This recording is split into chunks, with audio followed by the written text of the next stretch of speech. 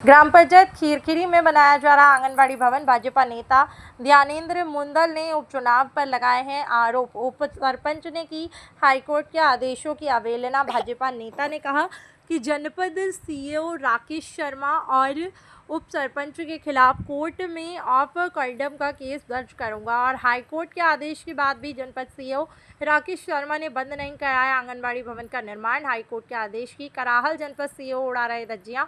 भाजपा नेता ने कहा है कि सीईओ और उप सरपंच भ्रष्टाचार के मद में इतने चूर हो गए हैं कि माननीय न्यायालय के आदेश की धज्जियां उड़ाई जा रही है। भाजपा नेता ने कहा है कि जनपद सीईओ को मिल रही है मोटी रकम। जिस भूमि पर आंगनबाड़ी भवन बनाया जा रहा है उस भूमि का अभी तक आवंटन नहीं। क्या मामला है? अभी आपके द्वारा जनपद सीईओ कराहल राकेश शर्मा को एक ज्ञापन दिया गया है, क्या है यह पूरा मामला? कराहल क्षेत्र की आज की तारीख में ये स्थिति है कि खीरखीरी ग्राम पंचायत का उप सरपंच ने अपने सरपंच को तो पीछे रख ही रखा है, उसके साथ साथ आप देखोगे कि कराहल जनपद की ये स्थिति हो रही है कि माननीय उच्च न्यायालय के आदेश का भी इतना भ्रष्टाचार में मद में चूर हो रहे हैं उप सरपंच और जनपद सीईओ कि उन्होंने उल्लंघन की उच्च न्यायालय के आदेश को बिल्कुल ताक पर रख दिया है। उच्च न्यायालय ने भाग्य आंगनबाड़ी भवन निर्माण पर आवंटन के लिए एक आदेशित किया है, जिसको आज दिनांक तक बिना आवंटन किए हुए उप सरपंच अपनी मन मर्जी से उस भवन का निर्माण कार्य कर रहा है और उसमें पूर्ण रूप से जिला पंचायत सीईओ से लेकर जनपद सीईओ तक बिल्कुल उसमें अपना बिल्कुल उप सरपंच को संरक्षण दे रहे हैं ताकि उनको मोटी रकम मिल रही है। और उस मोटी रकम में इतने मद में चूर हो गए वो सब इन तीनों लोग कि इन्होंने माननीय उच्च न्यायालय को भी कुछ नहीं समझ रहे हैं। आज की हमारे क्षेत्र की ये बहुत दयनीय स्थिति हो रही है।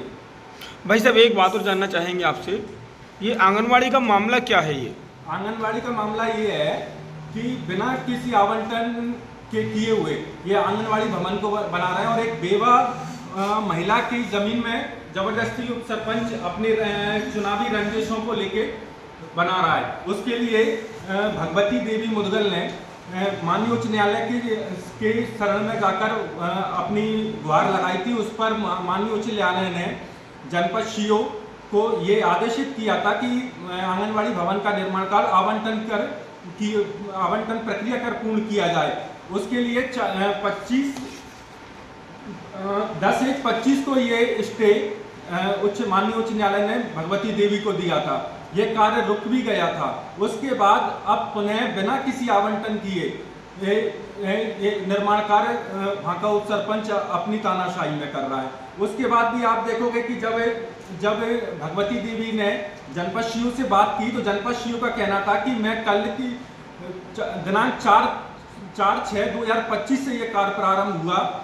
5/6/25 को जनपद सीईओ के द्वारा बोला गया था कि आज शाम तक मैं अपना आवंटन का आदेश दूंगा या मैं कार्य रुकवा दूंगा, लेकिन आज दिनांक तक ना तो वो आदेशित दिया गया और आज तो एक नई कहानी, एक जिम्मेदार अधिकारी बिल्कुल एक गैर जिम्मेदाराना हरकत कर रहा है कि अपना मोबाइल बंद कर रहा है और अपने सवालों का जवाब नहीं दे रहा है, ना वो आवंटन का आदेश दे रहा है। तो ये मेरे क्षेत्र की बड़ी दयनीय स्थिति है और इसके लिए जितने भी सफेद पोश का जो संरक्षण मिल रहा है वो आने वाले टाइम में ये क्षेत्र चुनावी टाइम में इन सफेद पोशों को जवाब देगा और इसके लिए बिल्कुल तैयार रहेंगे सब लोग। क्यों भाई साहब, इस आंगनबाड़ी का भवन के निर्माण का कार्य रुकवाने में मुख्य जवाबदेही किसकी बनती है और हाईकोर्ट के द्वारा आदेश किसे दिया गया है? हाईकोर्ट ने आदेश दिया है जनपद सीईओ कराहल को, और जनपद सीईओ से बड़ा आज की तारीख में उप सरपंच ग्राम पंचायत खीरखीरी का हो गया। ये एक बड़ी हास्यास्पद बात हो रही है